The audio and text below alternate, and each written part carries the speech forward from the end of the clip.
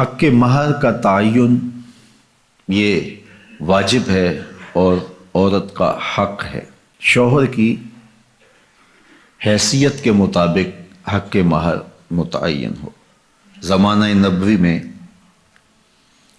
کچھ لوگوں نے حق مہر میں کھجوروں کا پورا باغ بھی رکھا ہے اور کچھ لوگوں نے بہت کم حق مہر بھی رکھا ہے۔ یہ شوہر کی حیثیت کے مطابق ہوگا۔ لوگ اس میں بھی افراط و تفریط کا شکار ہو جاتے ہیں۔ کچھ لوگ نمائش کے لیے زیادہ حق مہر رکھ دیتے ہیں جس کو بعد میں ادا نہیں کر پاتے، اور کچھ لوگ یہ نیت رکھتے ہیں کہ وہ جب ہماری بیوی بن جائے گی تو پھر ہم دیں یا نہ دیں کوئی فرق نہیں پڑتا۔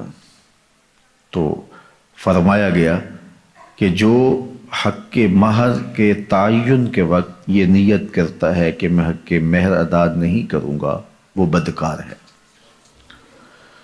تو حق مہر حق بدعہ ہے، یہ عورت کا حق ہے اور اس کو ادا کرنا ہی ہوتا ہے۔ یہ شوہر کے ذمے قرض ہے، اگر وہ نقد ادا نہیں کر پایا تو پھر اس کے ذمے ادھار ہے۔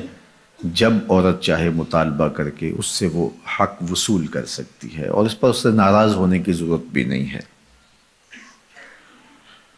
تو نہ تو حق مہر اتنا رکھنا چاہیے کہ جس کو ادا نہ کیا جا سکے۔ دوسرا اس کا رخ یہ ہے کہ کم سے کم حق مہر رکھا جاتا ہے۔ آج کل وہ کہتے ہیں لکھو جی شرعی لکھ لو۔ شرعی کتنا ہوتا ہے؟ کسی زمانے میں 32 روپے 10 آنے کہتے تھے اور آج کہتے ہیں 5000 روپے لکھ لیں جی۔ اچھا بیٹی والا بیچارہ بولتا نہیں، وہ مسئلہ شرعی جانتا بھی ہو تو پھر بھی نہیں بولتا، وہ ڈرتا ہے کہ یہ میری بیٹی کے سامنے نہ آئے۔ تو یہ زیادتی نہیں ہے؟ آپ کا بچہ اسکول کالج میں پڑھتا ہو تو 5000 روپے تو اس کو آپ دیں، تو وہ ایک مہینے کا خرچہ 5000 روپے نہیں لیتا، اور یہ عورت اپنے آپ کو تمہارے سپرد کر رہی ہے اور یہ اس کا حق بدعہ ہے، اس نے خود متعین نہیں کیا، یہ حق اس کو اس کے رب نے دیا ہے اور تم 5000 روپیہ دیتے ہو۔